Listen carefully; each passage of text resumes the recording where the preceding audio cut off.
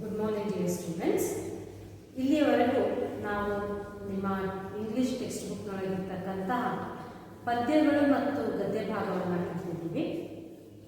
ಭಾಷೆ ಅಂತಕ್ಕಂಥದ್ದು ಕೇವಲ ಅಂದರೆ ಯಾವುದೇ ಲ್ಯಾಂಗ್ವೇಜ್ ಲರ್ನಿಂಗ್ ಅಂದರೆ ಅದು ಕೇವಲ ಪದ್ಯ ಗದ್ಯ ನಾಟಕಗಳನ್ನು ಕಲಿಯೋದಷ್ಟೇ ಅಲ್ಲ, ಇದೆಲ್ಲವಕ್ಕೂ ಕೂಡ ಫೌಂಡೇಶನ್ ಆಗಿರ್ತಕ್ಕಂತಹ ಆ ಭಾಷೆಯ ವ್ಯಾಕರಣವನ್ನು ಕಲಿತಕ್ಕಂಥದ್ದು. ಹಾಗಾಗಿ ಇವತ್ತು ನಾವು that is start hour grammar class of first P. ಓಕೆನಾ? ಈಗಾಗಲೇ ನಿಮಗೆ ಪರಿಚಯ ಇರುವಂತೆ ನಿಮ್ಮ ಈ ಒಂದು ವರ್ಷದ ಅಂದರೆ ಪ್ರಥಮ PUC first PU English English ಏನಿದೆ ಆ ಇಂಗ್ಲಿಷ್ ಸಿಲೆಬಸ್ ನಮಗೆ 50 marks out of 100 marks 50 marks is meant for your course book, that is reflections, which consists a section of prose, poetry and drama, and another 50 marks is meant for your workbook articulations.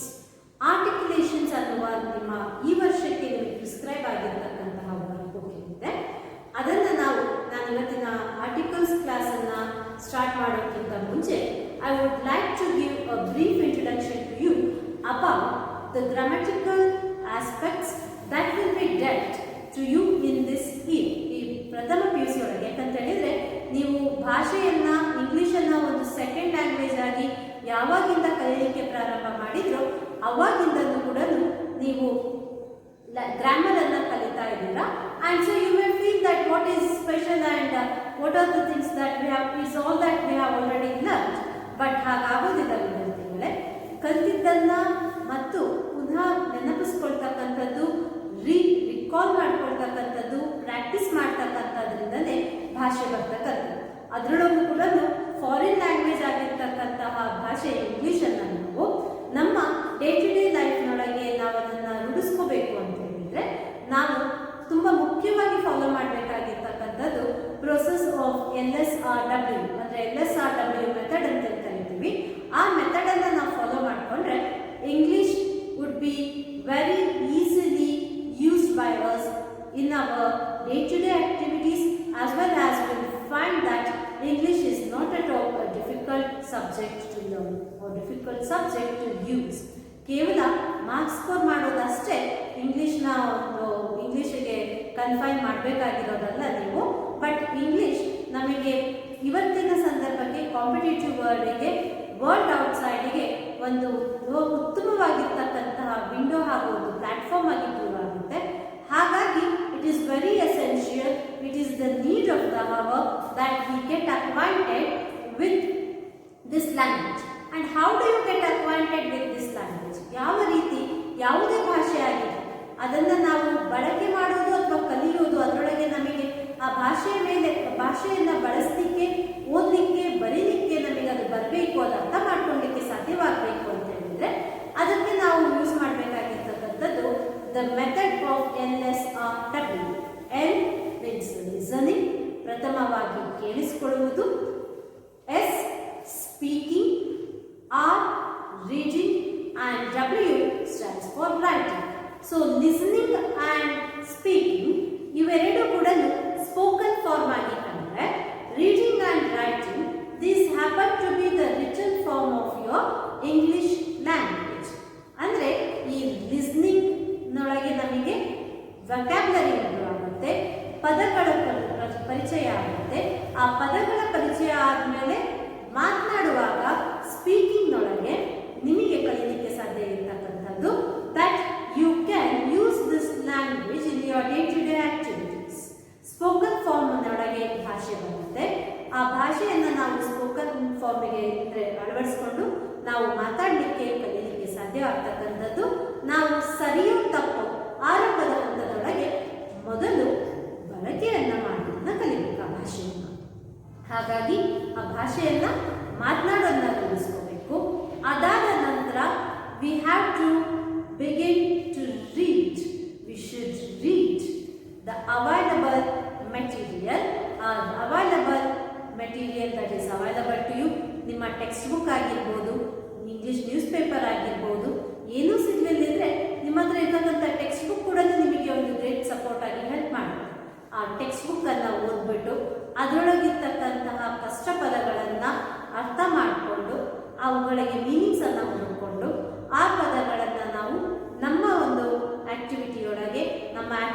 Reading, writing and speaking ಒಳಗೆ ಯಾವ ರೀತಿ ಬಳಕೆ ಮಾಡ್ಕೋಬಹುದು ಅನ್ನೋದನ್ನು ಕೂಡ ನಾವು ತಿಳ್ಕೊಂಡು you can become bit more closer to this language or this foreign language which is called English. ಹೌದಾ? ಅದಾದ ನಂತರ next happens to be writing using all the information that you will have to write. ಬರೆಯುವುದು ಅಂತ ಹೇಳಿದ್ರೆ first step ಅಂದ್ರೆ ಏನು? Writing means it means able to write proper clear communicable sentence. ಅಂದ್ರೆ ಏನು? ಗ್ರೂಪ್ ಆಫ್ ವರ್ಡ್ಸ್ ಅಂದ್ರೆ ಸರಿಯಾಗಿರ್ತಕ್ಕಂತಹ ವಾಕ್ಯವನ್ನ ವ್ಯಾಕರಣಬದ್ಧವಾಗಿ ರಚನೆ ಮಾಡ್ತಕ್ಕಂಥದ್ದೇನಿದೆ ಅದು ನಮ್ಮ ಪ್ರೋಸೆಸ್ ಆಫ್ ರೈಟಿಂಗ್. ಹಾಗಾಗಿ ನಿಮ್ಮ ಈ ವರ್ಕ್ ಬುಕ್ ಏನಿದೆ ಇದು ನಿಮ್ಮ ಈ ಎಲ್ಲ ಹಂತಗಳನ್ನು ಕೂಡ ಕವರ್ ಮಾಡ್ತಕ್ಕಂತಹ ಒಂದು ನಿಟ್ಟಿನೊಳಗೆ ಡಿಸೈನ್ ಆಗಿರ್ತಕ್ಕಂತಹ work book. So this work book is broadly divided into 5 units. First unit that is language use. ಈ ಲ್ಯಾಂಗ್ವೇಜ್ ಯೂಸ್ನೊಳಗೆ ನಿಮಗೆ ಈಗಾಗಲೇ ನೀವು ಕಲಿತಿರ್ತಕ್ಕಂತಹ ಪಾರ್ಟ್ಸ್ ಆಫ್ ಸ್ಪೀಚ್ ಅನ್ನು ಹೊರತುಪಡಿಸಿ, ಅಂದ್ರೆ ನೀವು ನಿಮ್ಮ ಹೈಸ್ಕೂಲ್ ಡೇಸ್ನೊಳಗೆ ಪಾರ್ಟ್ಸ್ ಆಫ್ ಸ್ಪೀಚ್ ಏನು ಕಲ್ತಿದ್ದೀರಿ? 8 parts of speech, that is noun, pronoun, verb, adverb, adjective, interjunction, preposition and conjunction. ಈ 8 ಪಾರ್ಟ್ಸ್ ಆಫ್ ಸ್ಪೀಚ್ಗಳನ್ನ ಹೊರತುಪಡಿಸಿ ವಾಕ್ಯವನ್ನ ರಚನೆ ಮಾಡಲಿಕ್ಕೆ ಅಗತ್ಯವಾಗಿ ಬೇಕಾಗಿರ್ತಕ್ಕಂತಹ ಬೇರೆ ಎಲಿಮೆಂಟ್ಸ್ ಏನಿದ್ದಾವೆ ಅವುಗಳನ್ನು ಫೋಕಸ್ ಮಾಡುತ್ತೆ. ಮೇಜರ್ ಫೋಕಸ್ ಇರ್ತಕ್ಕಂಥದ್ದು ಯೂಸ್ ಆಫ್ ಆರ್ಟಿಕಲ್ಸ್, ಹಾಗೂ ಅದರ ಜೊತೆಗೆ ಈ ಪಾರ್ಟ್ಸ್ ಆಫ್ ಸ್ಪೀಚ್ ನೊಳಗೆ ಬರ್ತಕ್ಕಂತಹ ಪ್ರಿಪೋಸಿಷನ್, ಅದಾದ ನಂತರ verbs and then subject verb agreement, word order. ಈ ವರ್ಡ್ ಆರ್ಡರ್ ನೊಳಗೆ ಜಂಬಲ್ ಸೆಂಟೆನ್ಸಸ್ ಅನ್ನ ಸರಿಯಾಗಿರ್ತಕ್ಕಂತಹ ರೀತಿಯೊಳಗೆ ಅಂದ್ರೆ sentences being able to write sentences in a proper meaningful manner ಇದನ್ನ ಪ್ರೆಸೆಂಟ್ ಮಾಡ್ತಾರೆ. Next happens to be question answers.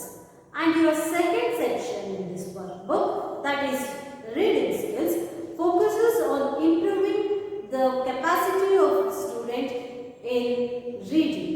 So this section is purely focused on your reading skills. So this particular section covers reading comprehension activities. So reading comprehension activities is an activity wherein student is provided with some unseen passages and student has to read, go through the passage and student has to answer certain questions based on that passage. ಯಾಕೆ ಈ reading comprehension activity ಅನ್ನು ಇಟ್ಟಿರ್ತಕ್ಕಂಥದ್ದು ಅಂದ್ರೆ this reading comprehension activity covers 10 marks of your question paper oriented ಆಗಿ ನಾವು ಹೇಳೋದಾದ್ರೆ apart from enabling you to score 10 marks, the main intention of this reading comprehension activity ಏನು? ಇದರ ಮುಖ್ಯವಾಗಿರ್ತಕ್ಕಂಥ ಉದ್ದೇಶ ಏನು ಅಂದ್ರೆ ವಿದ್ಯಾರ್ಥಿಗಳಿಗೆ ಭಾಷೆಯನ್ನ ಪರಿಚಯ ಮಾಡಿಕೊಂಡು ಅದನ್ನ ಓದಿ ಅರ್ಥ ಮಾಡಿಕೊಂಡು ಗ್ರಹಿಸಿಕೊಂಡು ವಿಮರ್ಶೆ ಮಾಡಿ ಉತ್ತರವನ್ನ ಬರೆಯಲಿಕ್ಕೆ ಅಲ್ಲಿರ್ತಕ್ಕಂತಹ ಮ್ಯಾಟರ್ ಅನ್ನ ಗ್ರಾಸ್ಪ್ ಮಾಡಿಕೊಂಡು ಅಂಡರ್ಸ್ಟ್ಯಾಂಡ್ ಮಾಡ್ಕೊಳ್ತಕ್ಕಂತಹ ಒಂದು ಹಂತಕ್ಕೆ ವಿದ್ಯಾರ್ಥಿಗಳು ಹೋಗಬೇಕು ಅಂತಕ್ಕಂಥ. And next section deals with usage of dictionary and source of information, interpretation of certain scorecards. ಇವೆಲ್ಲವೂ ಕೂಡ ನಮಗೆ ಬಿಸ್ನೆಸ್ ಅಂದ್ರೆ ಬಿಸ್ನೆಸ್ ವರ್ಲ್ಡ್ಗೆ ಪರಿಚಯ ಬೇಕಾಗಿರ್ತಕ್ಕಂತಹ ಆಕ್ಟಿವಿಟೀಸ್ ಅನ್ನ ನಾವಿಲ್ಲಿ ಗಮನಿಸ್ಕೊಳ್ತೀವಿ, ಕಲಿತೀವಿ.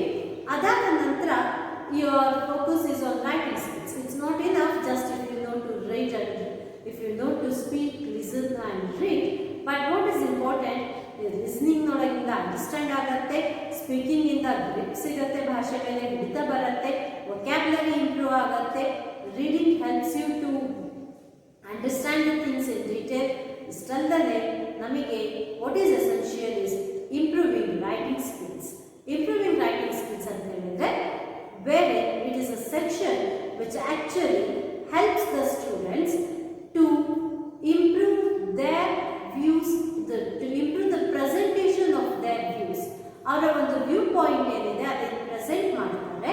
ಅಂದರೆ ನಮಗೆ ನಮ್ಮ ಆಲೋಚನೆ ಕ್ರಮಗಳನ್ನು ಸರಿಯಾಗಿರ್ತಕ್ಕಂಥ ರೀತಿಯೊಳಗೆ ಅದನ್ನು ಪ್ರೆಸೆಂಟ್ ಮಾಡಲಿಕ್ಕೆ ಹೆಲ್ಪ್ ಮಾಡ್ತಕ್ಕಂಥ ಸೆಕ್ಷನ್ ಏನಿದೆ ದಟ್ ಈಸ್ ಈ ರೈಟಿಂಗ್ ಸ್ಕಿಲ್ಸ್ನೊಳಗೆ ನೀವು ಸಮರೈಸೇಷನ್, ಎಕ್ಸ್ಪ್ಯಾನ್ಷನ್, ರೈಟಿಂಗ್ ಪ್ಯಾರಾಗ್ರಾಫ್ಸ್ಗಳನ್ನ ಅಷ್ಟೇ ಅಲ್ಲದೆ ಈಗಾಗಲೇ ನೀವು ನಿಮ್ಮ ಲೋವರ್ ಕ್ಲಾಸಸ್ ಕಲಿತಿರ್ತಕ್ಕಂತಹ ಲೆಟರ್ ರೈಟಿಂಗ್, ತುಂಬ ಇಂಪಾರ್ಟೆಂಟ್ ಆಗಿರ್ತಕ್ಕಂಥ ಕಮ್ಯುನಿಕೇಷನ್ ಮೀನ್ಸ್ ಆಗಿರ್ತಕ್ಕಂಥ ಲೆಟರ್ ರೈಟಿಂಗನ್ನು ಕಲಿತೀರಿ.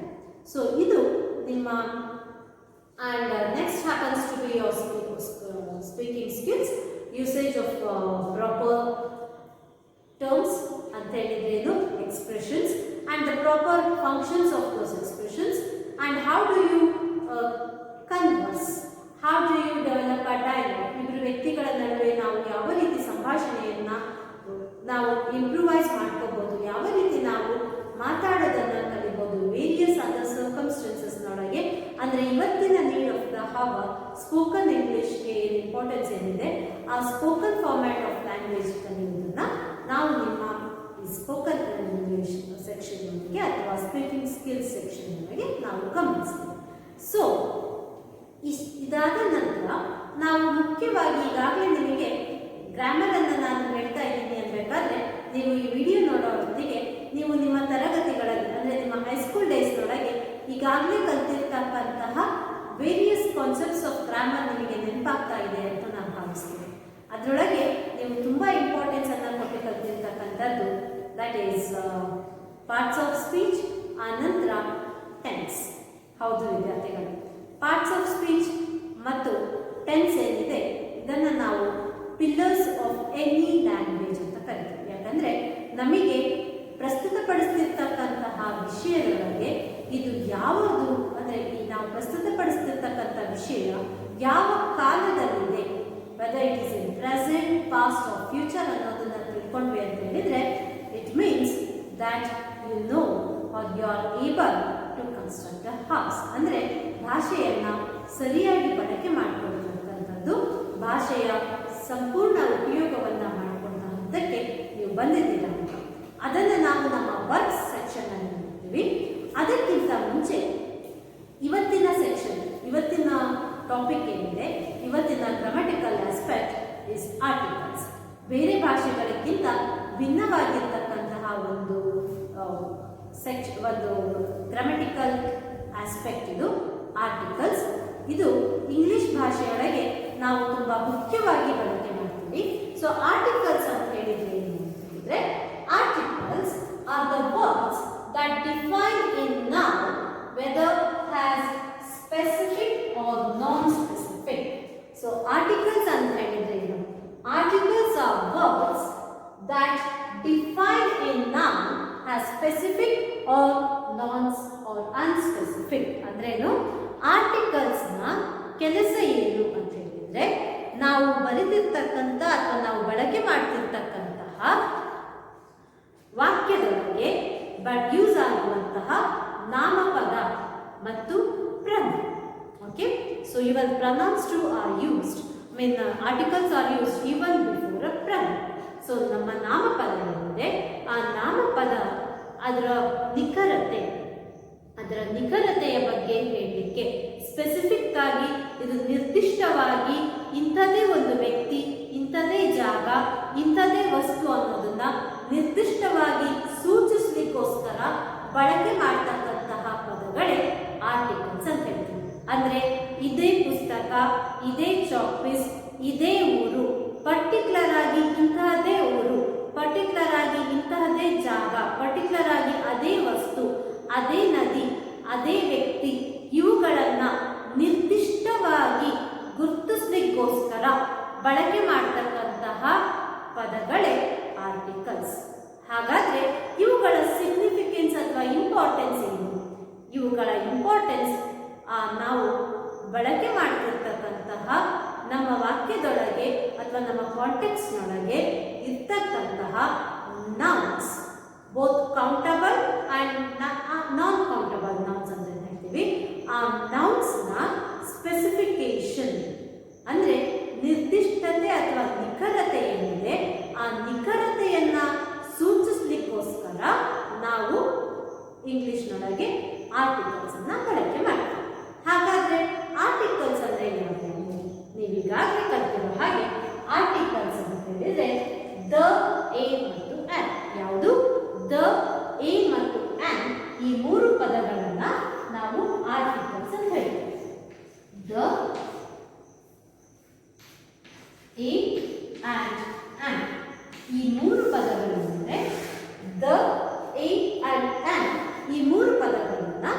ಈ 3 ಶಬ್ದಗಳನ್ನ ನಾವು ಆರ್ಟಿಕಲ್ಸ್ ಅಂತ ಗುರುತಿಸ್ತೀವಿ. ಹಾಗಾದ್ರೆ ಈ ದ, ಎ, ಆ್ಯಂಡ್ ಆರ್ಟಿಕಲ್ಸ್ ಇವುಗಳನ್ನು ನಾವು ಮುಂದುವರೆದು ಇನ್ನೂ ಸಬ್ ಡಿವೈಡ್ ಮಾಡ್ತೇವೆ. ಅಂದ್ರೆ ಇವುಗಳ ಕೆಲಸ ಕಾರ್ಯದ ಮೇಲೆ ಅಂದ್ರೆ ವಾಕ್ಯದೊಳಗೆ ಇವುಗಳು ನಿರ್ವಹಿಸಬೇಕಾಗಿರ್ತಕ್ಕಂತಹ ಕೆಲಸದ ಮೇಲೆ ನಾವು ಈ ಆರ್ಟಿಕಲ್ಸ್ ಅನ್ನ ಡಿವೈಡ್ ಮಾಡ್ತೀವಿ. Based on the role that these articles play in identifying the noun or the specifications of noun, ಆ ನಿರ್ದಿಷ್ಟತೆ ಏನಿದೆ, based on that role these articles are further divided into definite article as well as indefinite article. ಏನು ಆ 2 ಸಬ್ divisions of articles ಯಾವ್ದು? ಒಂದು definite article, ಇನ್ನೊಂದು indefinite article. ಈಗಾಗಲೇ ಪದದೊಳಗೆ ಅದರ definite article ಅಂದ್ರೇನು, ಇಂಡೆಫಿನೆಟ್ ಆರ್ಟಿಕಲ್ ಅಂದ್ರೇನು ಅನ್ನೋದನ್ನ ನಾವು ಅರ್ಥ ಮಾಡ್ತೀವಿ. ಡೆಫಿನೆಟ್ ಆರ್ಟಿಕಲ್ ಅನ್ನ ಯಾವಾಗ ಬಳಸ್ತೀವಿ? Definite article is used to point out a particular noun. Definite article ಅನ್ನು ನಾವು ಯಾವಾಗ ಯೂಸ್ ಮಾಡ್ತೀವಿ? Definite article is used to point out a noun. ಅದೇ ರೀತಿ ಇಂಡೆಫಿನೆಟ್ ಆರ್ಟಿಕಲ್ ಅನ್ನ ಯಾವ ಸಂದರ್ಭದಲ್ಲಿ ಬಳಕೆ ಮಾಡ್ತೀವಿ ಅಂದ್ರೆ it is used to speak about non-specific noun. Indefinite article is used to speak about non-specific noun. Non-specific noun ಅಂದ್ರೆ ಏನು? ಯಾವ ನೌನಿನ ಬಗ್ಗೆ, ನೌನ್ ಅಂತ ಹೇಳಿದ್ರೆ ನಾಮಪದ, ಯಾವ ನಾಮಪದದ ಬಗ್ಗೆ ಅಂದರೆ ವಾಕ್ಯದಲ್ಲಿರ್ತಕ್ಕಂತಹ ಯಾವುದೋ ಒಂದು ವ್ಯಕ್ತಿ, ಯಾವುದೋ ಒಂದು ಜಾಗ, ಯಾವುದೋ ಒಂದು ಸಂದರ್ಭ, ಯಾವುದೋ ಸಮಾರಂಭ, ಆ ವಿಷಯದ ಬಗ್ಗೆ ನಮಗೆ ಸಂಪೂರ್ಣವಾಗಿರ್ತಕ್ಕಂತಹ ನಿಖರತೆ ಯಾವಾಗ ಇರುವುದಿಲ್ಲವೋ ಆ ನಿಖರತೆ ಇಲ್ಲದೆ ಇರುವಂತಹ ಸಂದರ್ಭದಲ್ಲಿ ನಾವು ಬಳಕೆ ಮಾಡತಕ್ಕಂತಹ ಆರ್ಟಿಕಲ್ ಯಾವುದು? ಅದು ಇಂಡೆಫಿನೆಟ್ ಆರ್ಟಿಕಲ್. ಅಂದ್ರೆ ಎ ಮತ್ತು ಆ್ಯಂಡ್.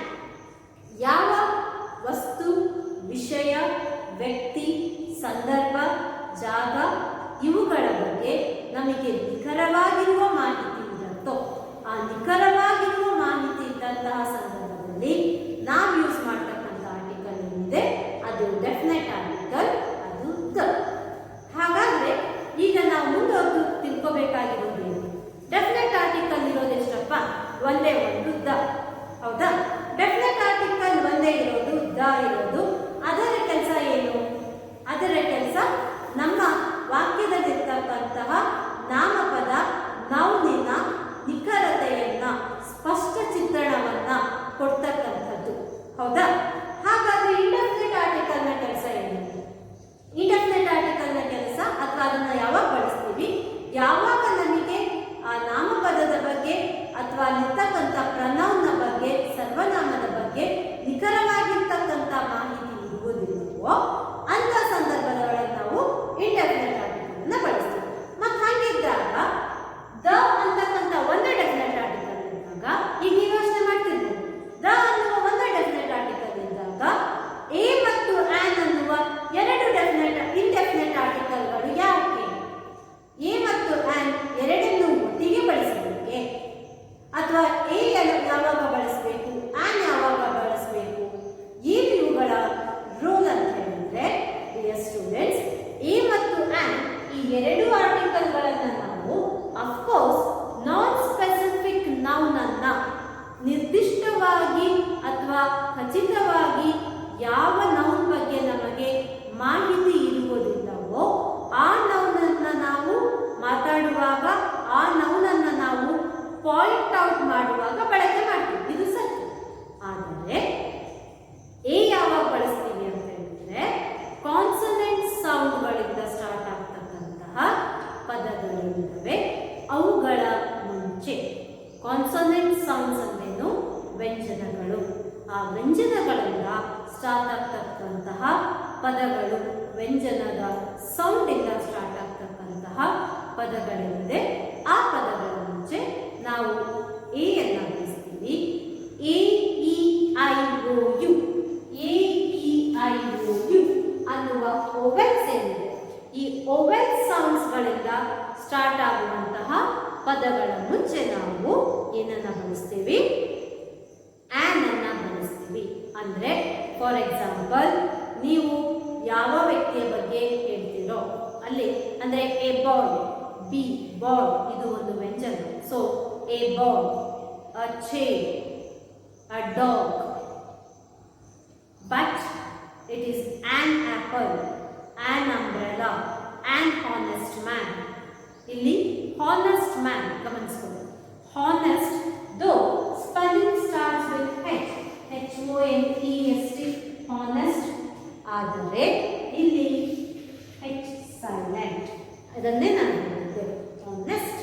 ಇಲ್ಲಿ ನಾವು ಹೆಚ್ಚಿಗೆ ಹೆಚ್ಚು ಒತ್ತನ್ನ ಕೊಡುವುದಿಲ್ಲ. ಹಾಗಾಗಿ ಎಲ್ಲಿ ನಾವು ಓವೆಲ್ ಸೌಂಡ್ ಇಂದ ಪ್ರಾರಂಭವಾಗುತ್ತೋ, ನೀವು ನಿಮ್ಮ ಲೋವರ್ ಕ್ಲಾಸಸ್ ಒಳಗೆ ಓವೆಲ್ಸ್ ಇಂದ ಅನ್ನೋದು ಕಲ್ತಿದ್ರಿ, ಅದಕ್ಕೆ ಸ್ಪೆಸಿಫಿಕೇಶನ್ ಓವೆಲ್ ಸೌಂಡ್ಸ್ ಇಂದ ಸ್ಟಾರ್ಟ್ ಆಗ್ತಕ್ಕಂತಹ ಶಬ್ದಗಳಿದೆ. ಅದಕ್ಕಿಂತ ಮುಂಚೆ ಬಳಕೆ ಮಾಡ್ತಕ್ಕಂಥದ್ದು ನಾವು ಆನ್ ಅನ್ನ.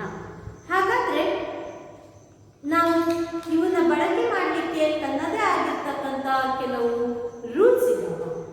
ಎಸ್, ಗ್ರಾಮರ್ಗೆ ಅಂದ್ರೆ ಪ್ರತಿ ಕಾನ್ಸೆಪ್ಟಿಗೂ ಕೂಡ ಅದನ್ನ ಯೂಸ್ ಮಾಡ್ತಕ್ಕಂತಹ ತನ್ನದೇ ಆಗಿರ್ತಕ್ಕಂತಹ ರೂಲ್ಸ್ ಇದೆ. That is when should these articles be used. ಯಾವ ಸಂದರ್ಭದಲ್ಲಾದ್ರೂ ಬಳಸಬಹುದಾ, ಎಲ್ಲಿ ಬಳಸಬೇಕು ಮತ್ತು ಎಲ್ಲಿ ಬಳಸಬಾರ್ದು, ಎಲ್ಲಿ ದವನ್ನ ಬಳಸಬೇಕು, ಎಲ್ಲಿ ಎ ಬಳಸಬೇಕು ಮತ್ತು ಎಲ್ಲಿ ಆನ್ ಅನ್ನ ಬಳಸಬೇಕು. ಸೊ ಫಸ್ಟ್ ರೂಲ್ ಏನು ಅಂತಂದ್ರೆ, that is each single countable noun ಏನಿರುತ್ತೆ, ಆ ಪ್ರತಿ ಕೌಂಟಬಲ್ ನೌನ್ ಜೊತೆಯೊಳಗೆ ನಾವು ಪ್ರತಿ ಕೌಂಟಬಲ್ ನೌನ್ಗಿಂತ ಮುಂಚೆ ನಾವು ಆರ್ಟಿಕಲ್ ನ ಬಳಸಬೇಕು. Single countable noun should always have an article. Yes, what's the first rule? Single countable noun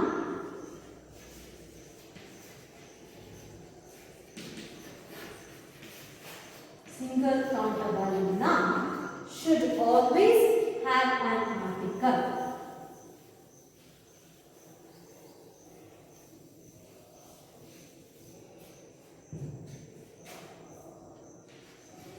Should always have an article.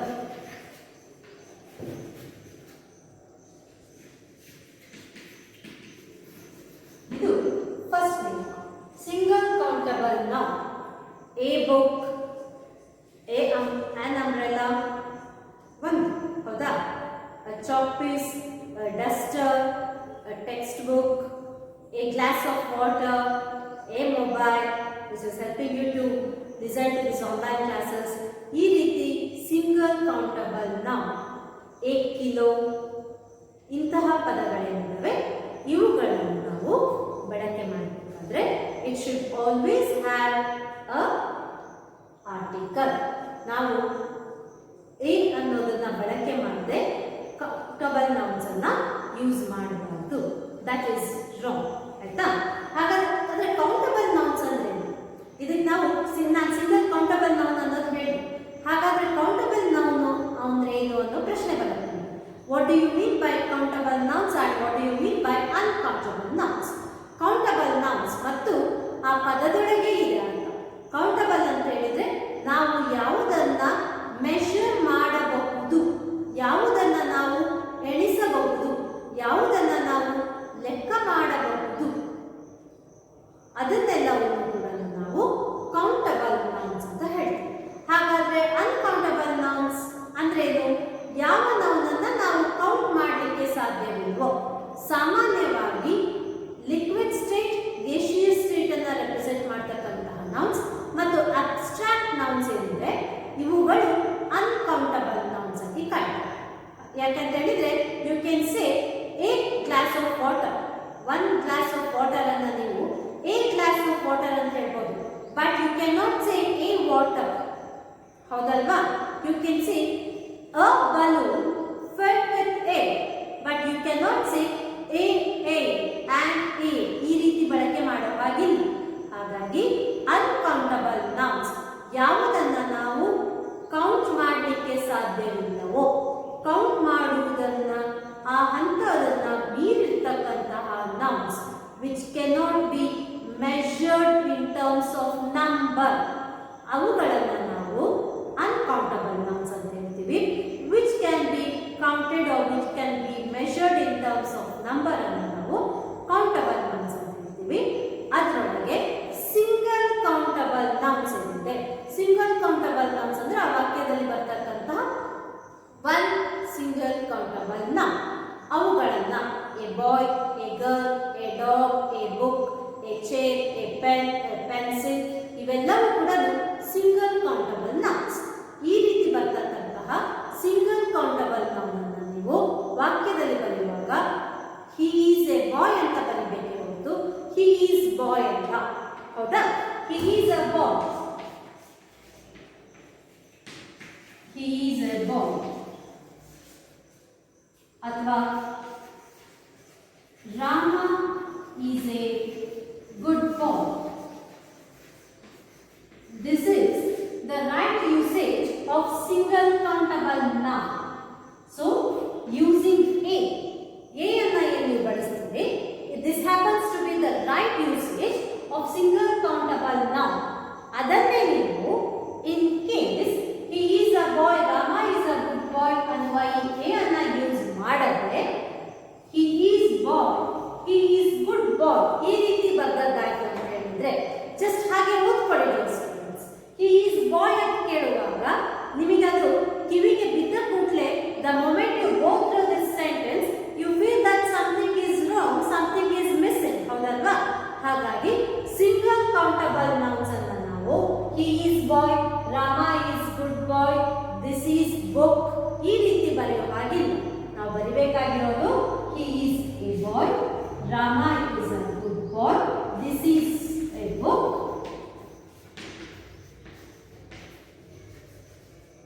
ಈ ರೀತಿ ಸಿಂಗಲ್ ಕೌಂಟಬಲ್ ನೌನ್ಸ್ ಏನಿದೆ ಆ ಸಿಂಗಲ್ ಕೌಂಟಬಲ್ ನೌನ್ಸ್ಗೆ ನಾವು ಇಂಡೆಫಿನೆಟ್ ಆರ್ಟಿಕಲ್ ಅನ್ನ ಸ್ಪೆಸಿಫಿಕ್ ಆಗಿ ನಮಗೆ ಗೊತ್ತಿದ್ರೆ ಡೆಫಿನೆಟ್ ಆರ್ಟಿಕಲ್ ಅನ್ನ, which means articles have to be used before single countable nouns. ಇದು first rule.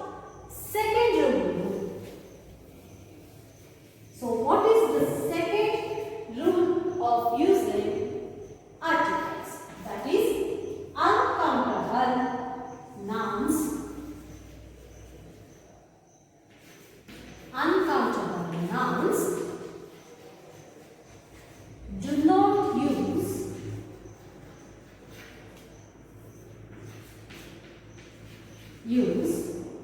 a or an. ಅಂದ್ರೆ indefinite articles ಆಗಿರತಕ್ಕಂತಹ a or an should not be used along with uncountable nouns. Uncountable nouns ಜೊತೆಗೆ indefinite articles ಆಗಿರುವಂತಹ a or an ಅನ್ನು ನಾವು use ಮಾಡಲಿಕ್ಕೆ ಬರೋದಿಲ್ಲ. which means this is a river ಅಂತ ಹೇಳೋದಾದ್ರೆ this is water ಅಂತ ಹೇಳೋದಿಲ್ಲ. this is a water, this is a sky ಈ ರೀತಿ ನಾವು a or an ಅನ್ನ ಹೇಳಲಿಕ್ಕಾಗಲ್ಲ. this is the river, this is the sky ಈ ತರದ ಪದಗಳನ್ನ ಅಂದ್ರೆ ಡೆಫಿನೆಟ್ ಆರ್ಟಿಕಲ್ ಯೂಸ್ ಮಾಡ್ತೀವಿ. ಮತ್ತು ಅನ್ಕೌಂಟಬಲ್ ನೌನ್ಸ್ ಜೊತೆಗೆ a or an ಅನ್ನ ನಾವು ಯೂಸ್ ಮಾಡಬೇಕಾಗಿದೆ. in the same way you cannot use the to make general things specific. This happens to be your third rule. The definite article the cannot be used to make general things specific.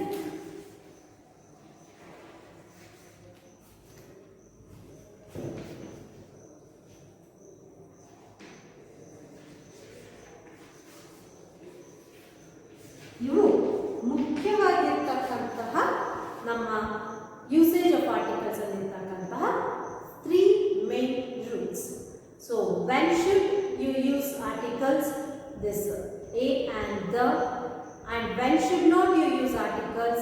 Let us see these things in detail in the next class, and let us work out certain problems based on this in the next class.